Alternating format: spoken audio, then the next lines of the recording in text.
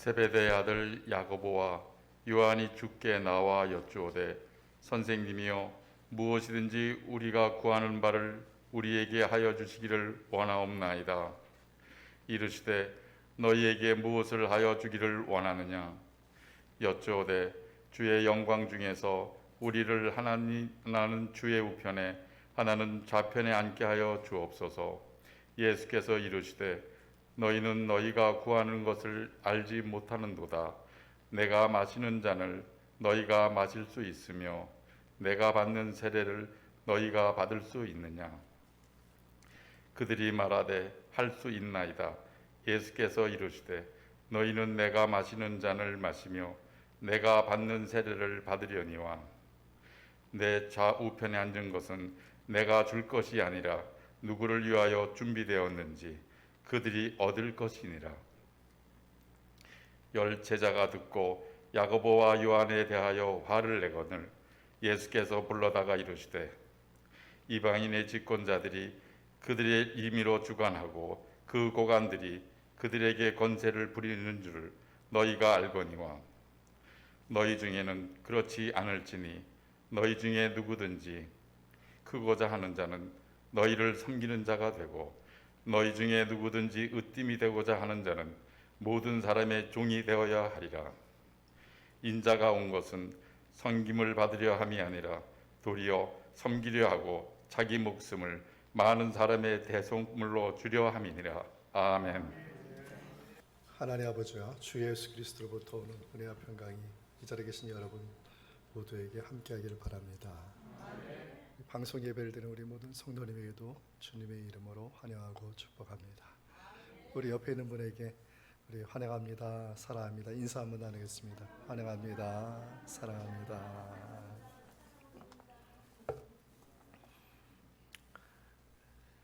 오늘 본문을 움직이는 힘, 저는 제자도에 관한 말씀이라고 봅니다. 마가복음은 제자도에 관한 말씀입니다. 그래서 오늘 본문을 보면은 앞에 본문, 뒤에 본문을 보면은 문맥상 주께서 원하시는 것은 너는 얼마나 어디까지 나를 따라올 수 있느냐, 이 말씀을 지금 우리들에게 묻고 있는 것입니다. 예정적인 말씀이 바로 앞에 나오는 부자 청년에 관한 말씀입니다. 부자 청년이 예수님께 무릎 꿇고 무엇을 하여 영생을 얻으리까? 라고 물었더니 예수님께서 내게 있는 것을 다 팔아서 가난한 자에게 나눠주고 그리고 나를 따르라 이렇게 말씀하셨는데, 그 부자 청년이 자신이 부유한 그 물질이 없어질 것을 슬퍼하여서 그래서 예수님을 따르지 않았다는 말씀이 나옵니다. 이 모습을 누가 봤냐면 베드로가 보았던 것입니다. 베드로가 그 모습을 보고 예수님께 말을 하죠. 보소서, 우리가 모든 것을 버리고 주를 따랐나이다. 이 말씀을 듣고 나서 예수님께서 오늘 본문의 말씀으로 이어지고 있습니다. 오늘 본문은 제자가 어디까지 따라야 하는지, 얼마나 따를 수 있는지 묻고 있는 것입니다. 오늘 본문에 나오는 예수님의 말씀과 제자의 반응과 그리고 예수님이 하시는 그 권면의 말씀을 통해서 우리도 주님을 끝까지 따를 수 있는 믿음이 이 시간 함께하기를 소망합니다. 첫째, 오늘 본문을 보면 예수님은 제자들을 앞서서 가셨다 이렇게 아주 강조해서 말하고 있습니다. 본문의 32절의 말씀을 우리 함께 읽겠습니다. 예루살렘으로 올라가는 길에 예수께서 그들 앞에 서서 가시는데 그들이 놀라고 따르는 자들은 두려워하더라. 이에 다시 12 제자를 데리시고 자기가 당할 일을 말씀하여 이르시되. 아멘.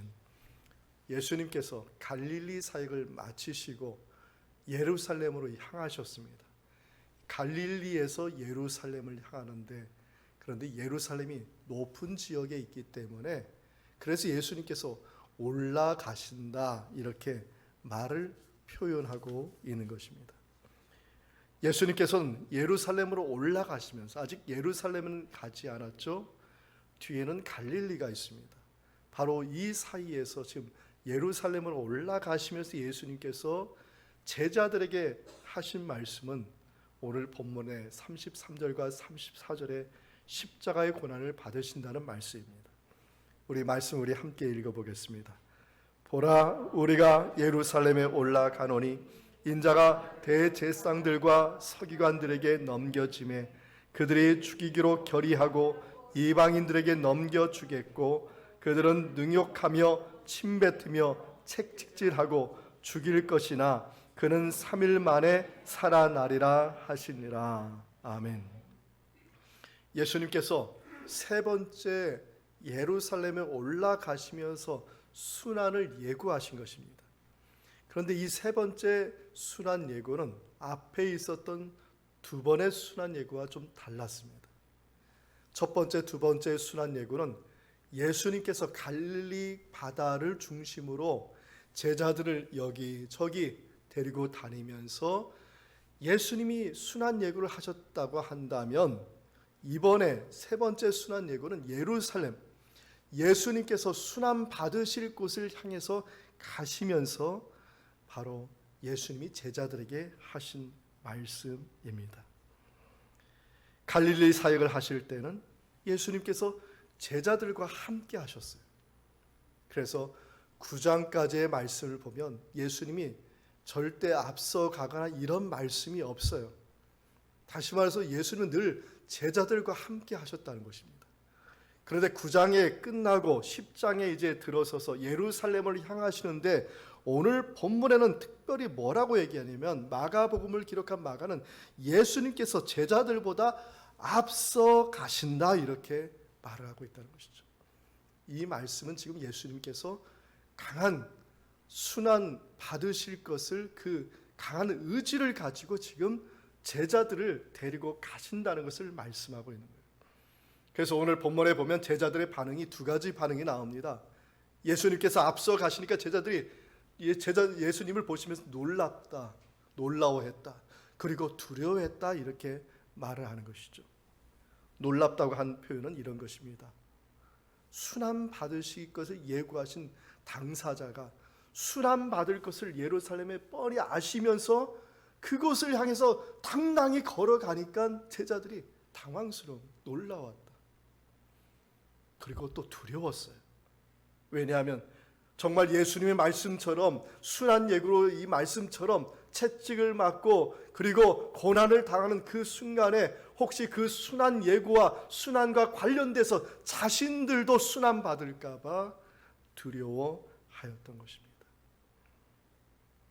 저는 이 두 가지의 반응, 제자들 놀라워했다, 두려워했다, 이 반응이 제자들만의 반응이 아니라 우리가 예수님을 따라가는 모든 사람들의 반응이라고 저는 생각을 합니다. 우리도 예수님을 지금 따라가고 있는 줄 믿습니다. 어떤 마음을 가지고 따라가고 계십니까? 성경의 신앙의 위인들의 모습을 보면은 크게 세 가지 단계로 신앙이 변화되는 것을 볼 수 있습니다. 첫 번째 단계는 어떤 단계냐면, 하나님이 베풀어 주신 기적과 이적에 그냥 놀랍고 감사하고 기뻐서 신나게 생활하는 그런 신앙의 단계를 보게 됩니다. 오늘 예수님께서 9장까지 예수님께서 제자들을 데리고 다닐 때 갈릴리 바다에서 무엇을 보여주셨습니까? 가난한 자를 도와주고 연약한 자를 강하게 해주고 병든 자를 치료해주고 귀신을 내쫓아주고, 그리고 오병이어의 기적, 정말 어마어마한 기적의 사건들을 보여주면서 제자들이 그냥 신난 거예요. 신난 거예요. 그런데 이 갈릴리 사역을 마치고 예루살렘을 향해서 십자가의 길을 가는 그 기간에는 기적도 없고 이적도 없다는 것이죠. 신앙생활에 언제나 기적만, 이적만 있지 않지 않습니까? 고난을 당하고 고난을 당하면 그때서 생각합니다. 그래, 믿음으로 한번 해보자. 내 힘으로 한번 이 어려움을 이겨보자. 두 번째 단계에 들어서게 됩니다. 믿음으로 이겨보자. 신앙으로 이겨보자. 그런데 많은 사람들이 이 광야 같은 이 시간을 많이 실족하고 실패하게 된다는 것이죠. 다 자기 힘으로 해보려고 했던 것. 돌이켜보면 말로는, 입술로는, 믿음으로, 신앙으로 얘기하지만, 그러나 막상 고난의 광야 같은 시간을 걸어가면서 내 속에 드는 것은 다 이게 내 힘, 내 능력으로 했던 것을 다 깨닫게 되지 않습니까? 광야를 지나면서 깨닫는 것이 뭐예요? 나의 힘으로 되는 것이 아니라는 것을 그때서 깨닫게 되는 거예요. 이 광야 같은 2단계의 신앙을 이기고 나서 그 다음 3단계로 접어들게 되는데, 이 3단계의 믿음이 뭡니까? 나의 모든 두 손을 다 주님께 맡기는 단계죠. 여러분이 잘 아는 아브라함이 그렇지 않았습니까? 독자 이삭을 맡기는 그 믿음까지 다 하나님께 맡겼어요. 다윗은 또 어떻습니까? 10년 동안 사울의 그 쫓김 속에서 그는 절대로 사울에게 대항하지 않았어요. 다 주님께 맡겼어요. 주님께 맡기니까 주님께서 이끌어 주셨고, 아브라함의 축복을 주셨고, 그리고 다윗을 높여 주셔서 이스라엘의 가장 위대한 왕으로 만들어 주지 않았습니까? 우리의 신앙 단계는 이렇게 변화돼요. 그런데 마지막 단계까지 가야 돼요. 모든 것을 다 주님께 맡기는. 할렐루야. 주님께 맡기는. 주님께서 다 이끌어 주실 것을 믿는 것이죠. 그래서 이사야 41장 10절에 말씀하십니다. 두려워하지 말라.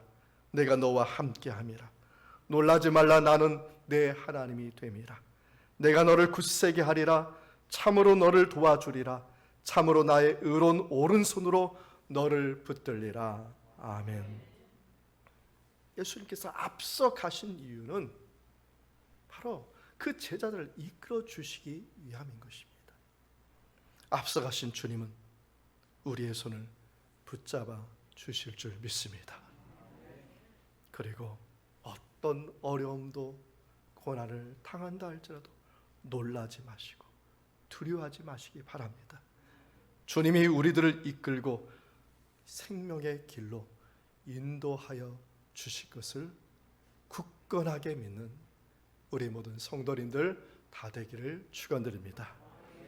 둘째는 주님은 어디로 가고 계시느냐? 낮은 곳으로 향해서 가고 계시다는 겁니다. 낮은 곳을 향해서. 고도가 높아서 예루살렘이 고도가 높아서 올라가시는 것이지만, 실상 그곳은 뭐냐면 죄가 뿌리를 받고 있는 모든 죄의 그냥 근원들이 그 안에서 왕노릇하고 있는, 하나님 보시기에는 가장 낮은 것이 아니겠습니까? 그런데 야고보와 요한은 다른 생각을 했어요. 본문 37절의 말씀을 우리 함께 읽겠습니다. 여짜오되 주의 영광 중에서 우리를 하나는 주의 우편에 하나는 좌편에 앉게 하여 주옵소서. 제자들은 예수님의 세 번째 마지막 순환 예고를 들었습니다. 그때까지 제자들은 무엇을 했냐면 9장이나 8장이나 계속해서 제자들은 서로 누가 높을 것인가, 서로 누가 높은 자리에 앉을 것인가, 서로 다투고 싸우고 있는 상황이었어요. 지금 예수님께서 지금 앞서 가시는 그 상황도 마찬가지였을 것이라고 분명합니다.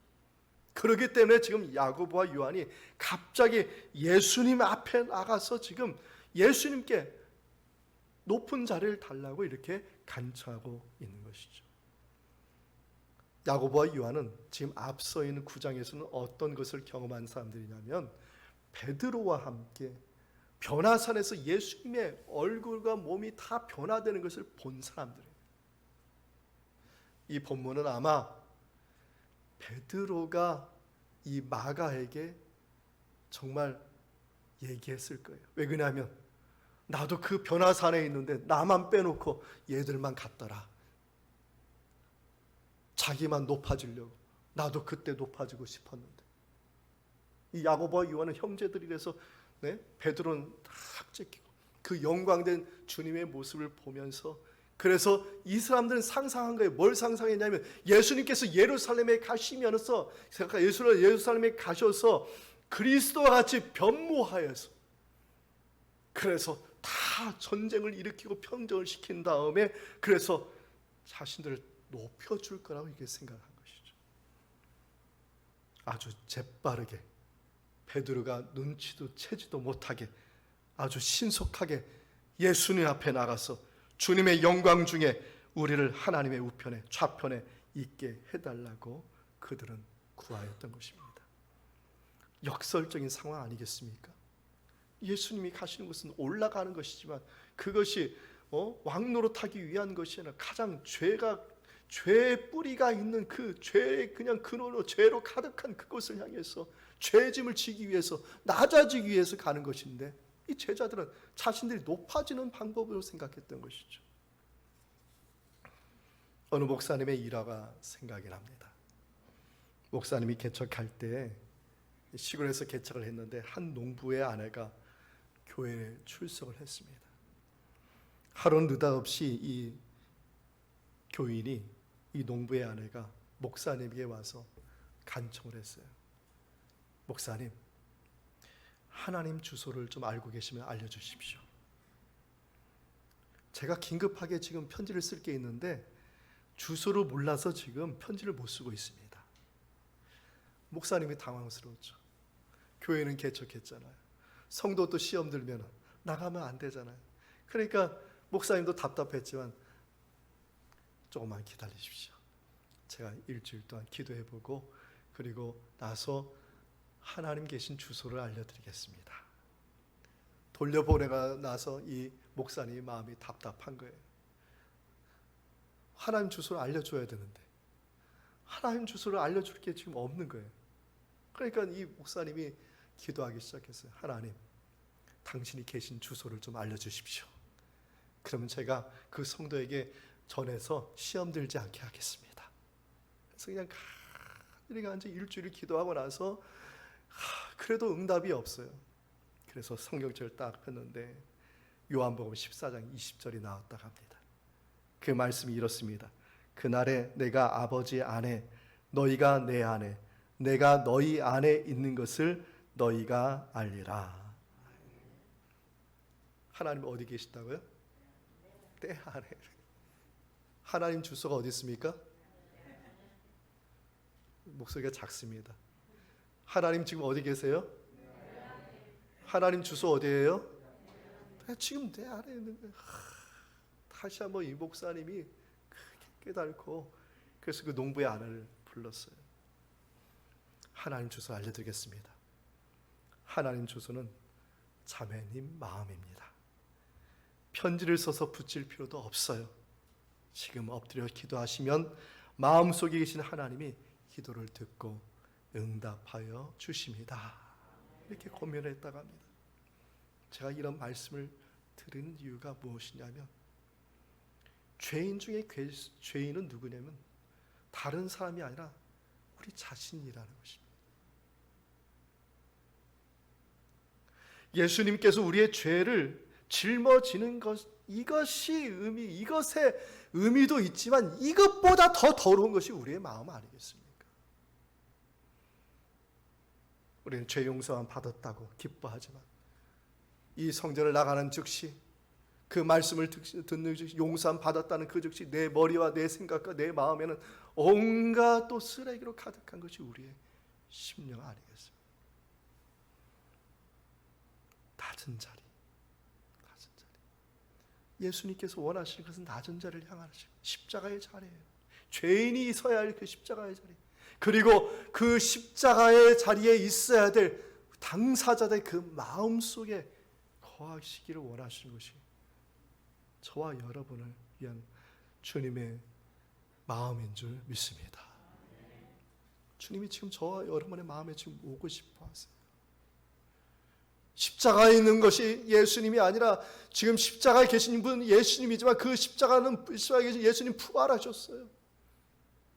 그 부활하신 예수님은 지금 어디에 있고 싶어 하냐면 우리들의 마음에 있고 싶어 한다는 것입니다.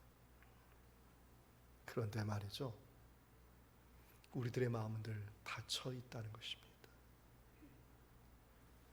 그 이유는 무엇일까요? 지난 한 주 동안 아가서의 말씀을, 새벽기도의 말씀을 묵상했습니다. 아가서 말씀 중에서 5장 2절의 말씀을 보면은 솔로몬 왕이 자기가 사랑하는 여인의 집 앞에서 문을 두드립니다. 밤늦게. 근데 거기 말씀의 표현을 보면 이슬을 맞도록 밤이 새도록 문을 두드리고 열어달라. 그 집은 술람이 여인의 집입니다. 자기가 사랑하는 여인. 솔로몬은 왕이에요. 술람이 여인은요, 천민이에요. 포도원의 농사지는 농사꾼이에요. 그 솔로몬 왕이 이 여인을 사모하고 이 여인과 결혼하고 이 여인의 집에 문을 열어달라 하는데 이 술람이 여인이 문을 열어주지 않아요. 그 말씀을 보면 음성을 들었음에도 불구하고 문을 열어주지 않더라는 거예요. 그래서 밤새도록 밤에 이슬을 맞도록 문을 두드리던 그 솔로몬 왕이 지쳐서 돌아가게 되었다. 왜 술람이 여인이 문을 열어주지 않았을까요? 나 같으면 365일 눈이 떠가지고 그냥 언제 왕이 올까 기다리고 있을 텐데. 그 이유는 한 가지입니다. 사랑이 식었기 때문에. 여러분, 사랑이 식으면요, 상대방의 말에 귀를 기울이지 않습니다. 말해. 한쪽 귀를 흘리면 돼. 사랑하지 않으면, 사랑이 식으면 가장 먼저 나타나는 것이 눈은 보고 있어도 귀를 닫아버리는 거예요.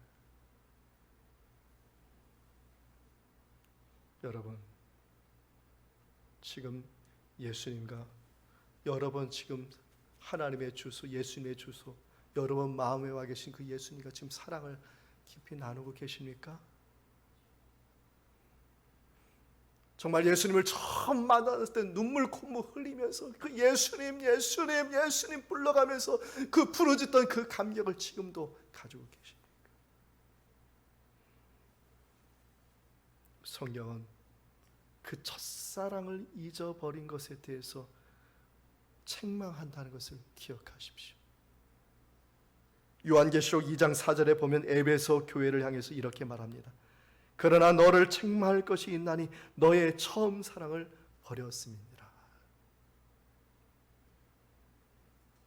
요한계시록 3장 20절에 또 이렇게 말합니다. 볼지어다 내가 문 밖에 서서 두드리노니 누구든지 내 음성을 듣고 문을 열면 내가 그에게로 들어가 그와 더불어 먹고 그는 나와 더불어 먹으리라. 아멘. 우리 주님은 오늘도 낮고 낮은 우리들의 마음에 지금 찾아오시기를 원하십니다.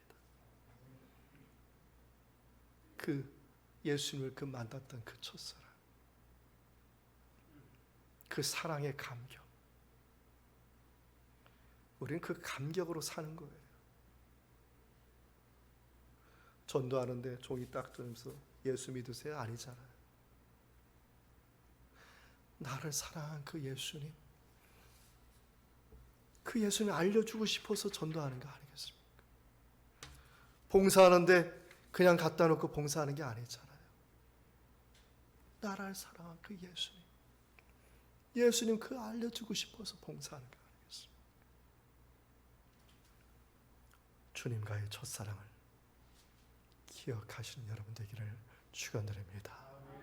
그 사랑의 감격, 다른 거 필요 없어요. 지금 즉시 주님 앞에 무릎 꿇고 기도하시면 돼요. 그러면 우리 주님이 여러분의 마음에 들어와 계시고 즉시로 주님을 만나고 그 사랑의 감격을 다시 회복하는 저와 여러분 되기를 축원드립니다. 십자가의 죽음을 앞서가신 그 예수님께서 우리 모두를 붙잡아 주시고 일으켜 세워주시고, 그래서 부활의 영광의 아침에 저와 여러분을 초대하여 주실 줄 믿습니다. 셋째는 주님은 더 낮은 곳으로 오시는 분이라는 것입니다. 오늘 본문의 44절의 말씀 우리 함께 읽겠습니다. 너희 중에 누구든지 으뜸이 되고자 하는 자는 모든 사람의 종이 되어야 하리라. 아멘. 여기서 종은요, 제일 낮은 신분이에요. 이보다 더 낮은 신분은 없습니다. 1세기의 가나안 땅에는 불가촉천민이라는 사람들이 있었습니다. 불가촉천민이라는 뜻은 접촉할 수 없을 정도로 천민이라는 뜻입니다. 문둥병자가 그랬습니다. 그들은 사회로부터 격리될 뿐만 아니라 다른 사람들이 다가오면 그 사람들이 자신을 못 붙잡도록 하기 위해서 부정하다 말을 해야 돼.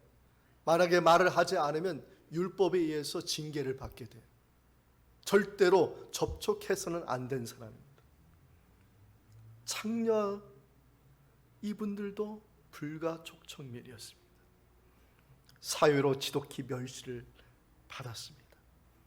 창녀와 접촉한 사람은 누구도 선하다 생각하지 않았습니다. 그런데 예수님은 창녀도 접촉하셨어요. 창녀를 만져주시고, 창녀를 고쳐주시고, 창녀를 회복시켜주시고, 창녀와 함께 식사하셨어요. 그래서 바리새인들이 쫓아다니면서 예수님을 선한 사람이 아니다고 말했던 것입니다. 또한 노예 제도가 있습니다.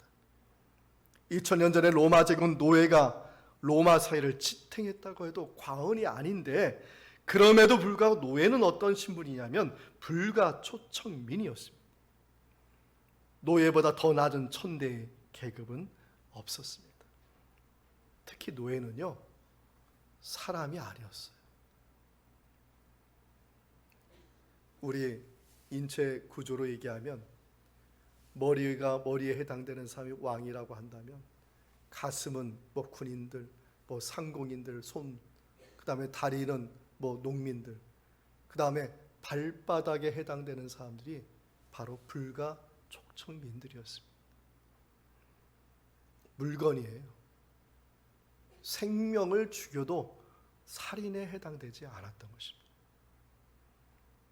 그래서 노예를 만지는 사람은 불가초청민만 만질 수 있어요. 노예가 노예를 만지는 거지 상전이 노예를 만지는 게 아니에요. 죽을 수 있습니다. 그래서 불가초청민은 죄인이었습니다. 죄인은 죄를 옮기는 사람들이라고 생각했던 것입니다. 병이 들어도 그래서 죄인이었습니다.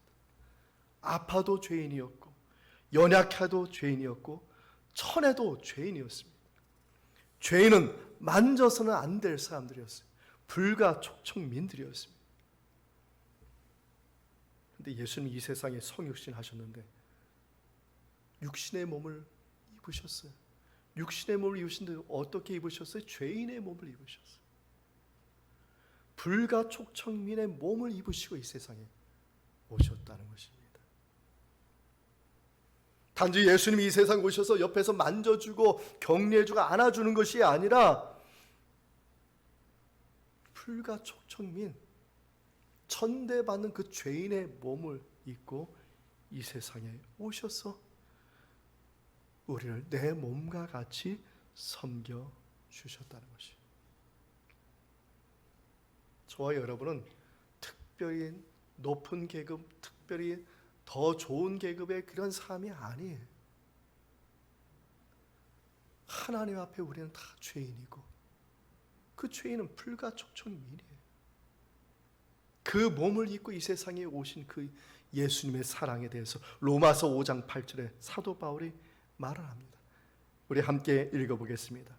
우리가 아직 죄인 되었을 때 그리스도께서 우리를 위하여 죽으심으로 하나님께서 우리에 대한 자기의 사랑을 확증하셨느니라. 아멘.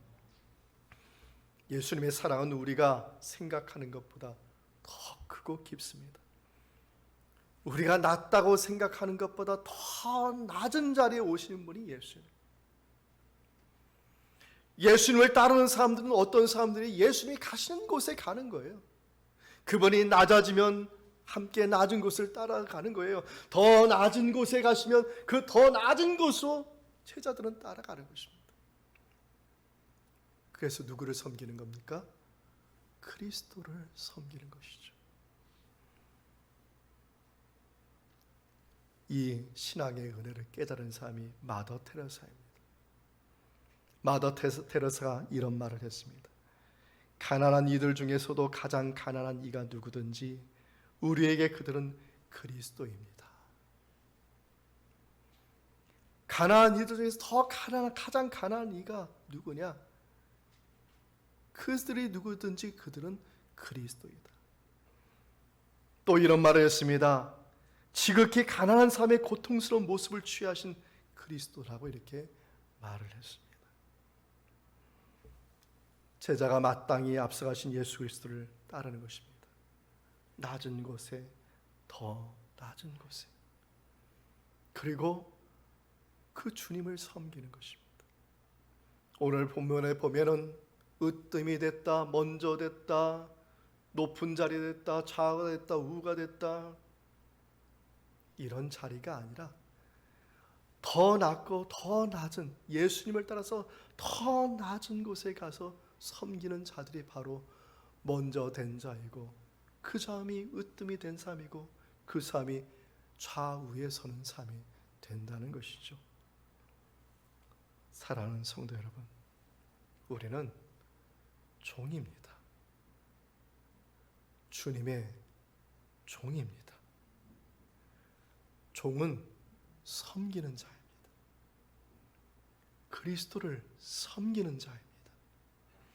그 섬김을 우리가 그리스도의 향기와 같이 다른 삶을 섬기는 자가 바로 그리스도인 것입니다. 저를 따라서 해보겠습니다. 나는 사랑의 종입니다. 다시 한번 우리 따라서 해보겠습니다. 나는 사랑의 종입니다. 언제든지 주님을 섬길 준비를 하겠습니다. 네. 사람을 보면은요, 내가 그 사람보다 조금 더 높다 생각하면 안 되는 거예요. 그 사람을 보면 무조건 그 사람보다 나는 낮은 자리에 있다고 생각을 해야 돼요. 그래야지 그 사람을 섬길 수가 있는 거예요. 왜? 주님은 낮은 자에게 임하시고 더 낮은 자에게 임하시기 때문에 우리가 섬김을 할 때, 우리가 사랑할 때는 나는 그 사람보다 조금 더 알고 조금 더 높고 조금 더 가진 자가 아니라 나는 그 사람보다 조금 더 못나고 조금 더 부족하고, 그래야지 그리스도를 섬기는 것이고, 그래야지 형제 자매를 사랑할 수 있는 것이죠. 정말 우리 열림은 교회가 이런 아름다운 공동체가 되기를 소망합니다. 마지막 때에 주님께서 오셨을 때 아름다운 성전 건축도 이루어낼 뿐만 아니라, 할렐루야, 그 공동체를 통해서 이와 같은 사랑의 메신저들이 흘러 넘쳐서 이 지역의 많은 죽어간 사람들 주님께 인도해낼 수 있는, 정말 주님께서 칭찬하는 아름다운 공동체가 되기를 축원드립니다. 말씀을 마치겠습니다. 우리가 지금 해야 할 일은 무엇인가요? 앞서가신 주님을 바라보는 것입니다. 주님을 바라봐야죠. 낮아지신 주님을 바라봐야 됩니다. 그럼 나도 낮아지는 겁니다.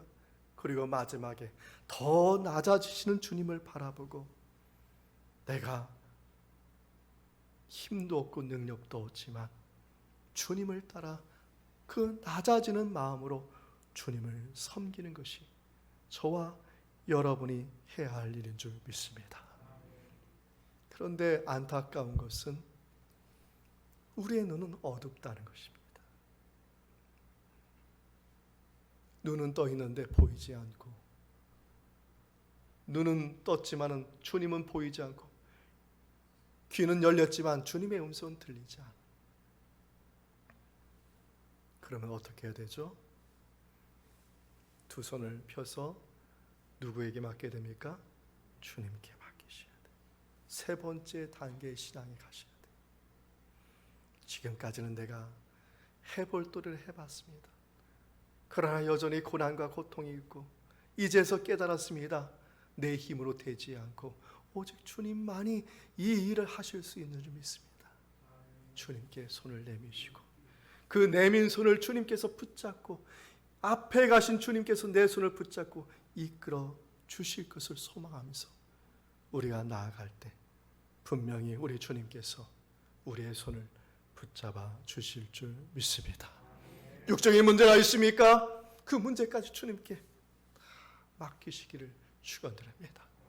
영적인 문제가 있습니까? 마음의 심령의 문제가 있습니까? 다 주님께 맡기시길 바랍니다. 물질적인 어려움 속에 있는 분들이 있습니까? 그 문제도 주님께서 해결해 주실 거 믿고 다 주님께 맡기시면 우리 주님께서 앞서가신 그 주님께서 우리의 모든 그 손들을 붙잡아 주시고 이끌어 주시고 다시 세워 주시고 회복하여 주실 줄 믿습니다.